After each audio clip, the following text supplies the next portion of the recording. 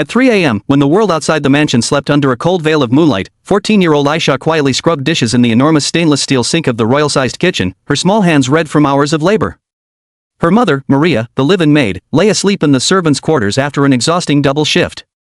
Ayesha should have been asleep too. She had school at 7 a.m., but when her mother's workload grew impossible, she often helped in secret, knowing the mansion's owners would never allow a servant's child near their polished counters. Tonight, unfortunately, she wasn't alone for long. The mansion's notorious twin siblings, Nadia and Nabil, the spoiled teenage children of the house, suddenly walked in, yawning dramatically as they raided the fridge. Their eyes landed on Ayesha. And the insults began. "Look who's here," Nadia smirked. "Cinderella, except she's not even good enough for the fairy tale." Nabil grabbed his phone and flashed the camera at her face. "Hey everyone, look at this. The maid's daughter washing our dishes at 3 a.m. Maybe she thinks hard work will magically make her rich." Their laughter echoed across the marble floors, growing louder as they circled her like predators taunting prey. Ayesha stayed silent, swallowing the humiliation, trying not to cry. She had grown used to being invisible, but not like this. Nadia flicked soap suds at her hair. "You know why you people stay poor? Because you were born to serve us. This sink is your destiny." That sentence cut deeper than any knife. Nabil suddenly grabbed a stack of dirty plates and slammed them into the sink, intentionally splashing greasy water across Ayesha's clothes. "Here, wash these too. And make sure they shine.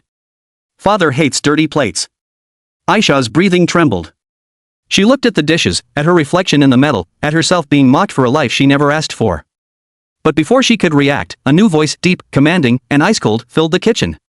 "Who told you this is her destiny?" The twins froze. The air shifted. Ayesha slowly turned.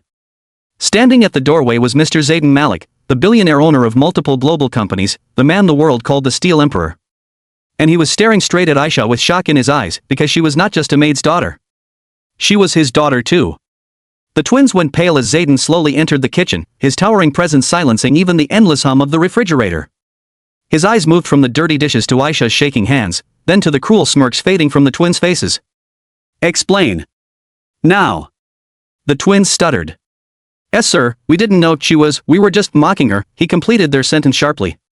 He walked to Ayesha and gently took the sponge from her trembling fingers. "You are not supposed to be here at this hour," he said softly, a tone no one had ever heard from him before. To the twins, however, his tone became thunder. "And you too, mocking someone who works harder in one night than either of you do in a year?" Nadia whispered, But she's just a maid's kid." The floor shook with the slam of Zayden's fist on the counter. "She is my daughter." Silence drowned the room. The twins' faces drained of all color. Ayesha gasped, staring at the man whose eyes held guilt heavy enough to break empires. As tears welled in her eyes, Zayden placed a protective hand on her shoulder in front of everyone, declaring the truth he had hidden for 14 years. "From this moment onward," he said, voice unbreakable, "no one ever speaks to her like that again." And with that explosive revelation, everything in the mansion and in Ayesha's life was about to change forever. The entire household woke up to the sound of raised voices echoing from the grand hall as Zayden Malik summoned every member of staff, every security guard, and even the family accountant at 4 a.m. Ayesha stood beside him, shivering with uncertainty while Nadia and Nabil stood on the opposite side, trembling from fear they had never experienced before. The mansion, normally filled with arrogant laughter and unchecked privilege, felt like a courtroom now. Zayden's voice roared through the hall, not with anger alone, but with regret. "For years, I allowed this household to run under the illusion that arrogance equals power," he declared. "But tonight, I witnessed the truth. The ones who are treated the worst are often the ones with the strongest hearts." His eyes flickered to Ayesha, who looked down in confusion, unsure how to accept a father she barely knew. He turned to the twins.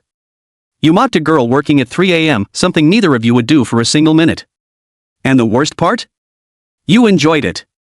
Nabil stammered, "Yes sir, we just thought she was a servant?" Zayden cut in sharply. "Let me teach you something your privilege blinded you to. Character is not born from wealth. It is born from struggle. And she has more character in her smallest finger than both of you combined." The entire staff watched silently as Zayden continued, voice heavy with guilt. "I failed her. I failed to protect her. But I will not fail again." He walked toward Ayesha and gently placed a warm, supportive hand on her shoulder. "Ayesha Malik will live here as my daughter, not as a servant's child. She will have her own room, her own study space, and her own future." Nadia's jaw dropped. Her future? "Yes," he said firmly. I will sponsor her education, her dreams, anything she chooses. And both of you, he pointed at the twins, will undergo consequences. Gasps erupted. From today, Zayden continued, you will complete chores for 1 month. Dishes, laundry, sweeping, mopping. Every task you look down on. You will learn the dignity of labor. Nadia shrieked. We're billionaires, we don't clean. You are children, Zayden corrected. And children must learn. Meanwhile, Ayesha's mother Maria appeared from the corridor, still in shock from hearing the truth about Ayesha's identity. Her eyes filled with tears as she whispered, Sir, all these years, why didn't you say anything? Zayden lowered his head. Because I was a coward who thought providing money was enough. But seeing Ayesha tonight, I realized she needed a father, not a secret. He turned to Ayesha. I don't expect forgiveness today, but I promise you this, you will never wash dishes at 3 a.m. again. Ayesha finally spoke, voice shaking. I don't want wealth. I don't want luxury. I just want respect. Zayden's eyes softened, and he kneeled, something no one had ever imagined a billionaire would do. And you will have it. For the rest of your life. The staff clapped quietly. The twins looked ashamed. Maria cried. And for the first time, Ayesha felt something she never had before, belonging. As the sun rose over the mansion, Ayesha walked to her new room, her own room, tears of disbelief shining in her eyes. Her life had flipped overnight. But more importantly, so had her worth in the eyes of those who once mocked her. And with that, the story of the maid's daughter turned into the story of a billionaire's heir. The next morning, the mansion buzzed with an energy no one could quite understand, half fear, half curiosity, and a quiet undercurrent of guilt. Ayesha woke up in a soft bed for the first time in her life, the sunlight warming her face through tall glass windows instead of a dim servant corridor. She sat up slowly, half expecting the dream to end, half expecting someone to shout at her for being in the wrong room. But then she saw it, the small note on the nightstand. Good morning, Ayesha. Breakfast at 9. Zayden, her heart tightened. She wasn't ready. Not ready to face him. Not ready to be the billionaire's daughter. Not ready for the eyes that would follow her everywhere now. She sighed deeply and wandered into the hallway, the mansion suddenly feeling too big, too shiny, too unfamiliar. But as she walked toward the dining hall, she heard whispers, servants whispering in disbelief. She's really his daughter? No wonder she worked so hard. That girl has dignity. I always knew there was something different about Ayesha. For the first time, the whispers weren't mocking. They were respectful. Curious. Warm. But not everyone was pleased. Nadia and Nabil stood by the stairs, wearing the uniforms Zayden had ordered for their new month-long punishment, simple gray shirts and gloves for cleaning. Their eyes widened when they saw Ayesha. Nadia shot her a bitter glare, while Nabil looked away, guilt twisting in his expression. Ayesha ignored them and walked into the dining hall, where a long table glittered with breakfast dishes arranged like a royal feast. Zayden sat at the head, reading something on his tablet. When he saw her, he stood up instantly, another thing no one had ever seen him do for anyone. Ayesha, he said gently, sit. Please. She sat, awkward and stiff, staring at the fancy dishes like they were forbidden artifacts. Zayden cleared his throat. I know this is overwhelming. And I know I can't erase the last 14 years. But I want to start again. Ayesha looked up. Why now? The question was simple, but sharp, painful, honest. He sighed heavily. Because last night, I saw my biggest failure standing in a kitchen at 3 a.m., washing dishes she didn't deserve to touch. Her throat tightened. You could have taken me before, I should have, he admitted, voice cracking. Maria asked me to stay out of your life. She said I was too powerful, too dangerous. She didn't want your childhood surrounded by reporters and scandals. I respected her wish, but I didn't realize how badly you'd suffer for it. Ayesha felt a mixture of anger and sympathy. She didn't know whether to blame him, forgive him, or simply try to understand. Before she could respond, a loud crash echoed from outside. Zayden instantly stood up, he had the instincts of a general, sharp and fast. When they reached the hallway, they found Nadia and Nabil staring in horror at a broken vase on the floor. A precious antique worth millions. Ayesha blinked in shock. Nadia stammered, we were just cleaning and she surprised us, she walked past us and we got scared and it's her fault. Ayesha froze. What? I didn't even touch, but before she could finish, Zayden raised a hand. Stop. His voice was calm, too calm. The dangerous kind of calm. He turned to the twins. What did I teach you yesterday? Nabil whispered, tell the truth. And? Accept responsibility, Nadia lowered her eyes. We're sorry, father. It was us. Zayden nodded. Good. That's the first honest thing you've said in years. Ayesha blinked, she hadn't expected him to defend her so quickly. But the tension didn't end there. As they walked back to the dining hall, whispers spread quickly among the staff. Some supported Ayesha. Some doubted her. Some resented her new status. And some, like the twins, saw her as an enemy now. The mansion wasn't just a mansion anymore. It was a battlefield of shifting loyalties. Later that afternoon, as Ayesha explored the garden she once only cleaned but never entered, Maria ran to her, tears streaming down her face. Ayesha! You can't stay here. This is too dangerous. They will hate you for being his daughter. Ayesha held her mother's trembling hands. Ammi, last night, I was humiliated in front of everyone. Today, I was defended. Maybe for the first time. I'm tired of running. I'm tired of being invisible. Maybe it's time I stand where I belong. Maria looked at her daughter, standing tall, eyes determined, spirit burning brighter than ever before. Ayesha, you're changing. No, Ayesha whispered. I'm just becoming myself. That evening, as the sun set behind the mansion, Zayden knocked on her door.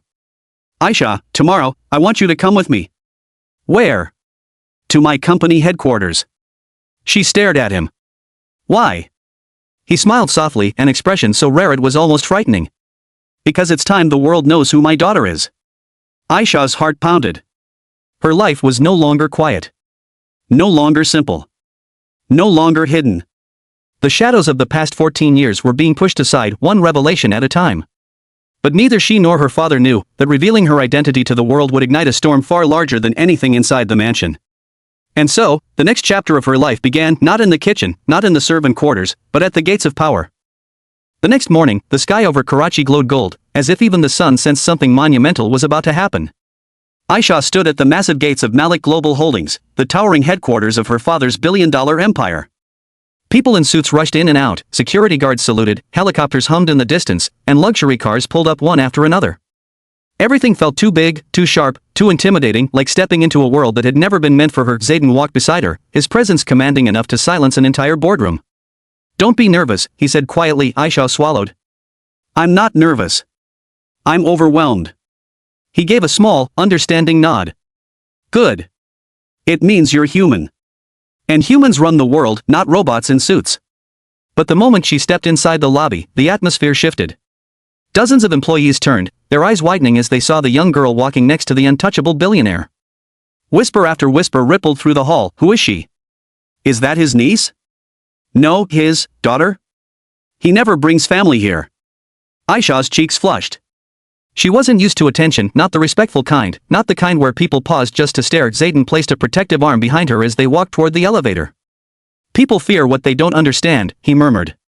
Let them wonder. You owe them no explanations. The elevator doors opened into a world unlike anything Ayesha had imagined, a massive boardroom with floor-to-ceiling windows overlooking the entire city. 20 executives stood waiting, the most powerful, polished, calculating minds in the company. Men and women worth millions. Men and women her father commanded like a general, but today, they all stared in stunned silence. Zayden stood at the head of the table of this meeting. He began, voice firm and resonant, is not about profit, not about expansion, and not about strategy. A murmur spread across the room. This was unheard of. It is about truth, he continued. The truth I have hidden for 14 years. He placed a hand on Ayesha's shoulder. This is my daughter. Ayesha Malik. Starting today, she will have full access to my office, my time, and my guidance. And when the day comes, she will decide for herself whether she wants to be part of this empire. Gasps. Shock. A few smiles. A few stiff expressions. A few jealous eyes hidden behind polite professionalism. Ayesha stood frozen. She wasn't ready for this. She didn't belong in boardrooms. She belonged in school corridors, not skyscraper empires. But Zayden wasn't finished. I know many of you are surprised, he said.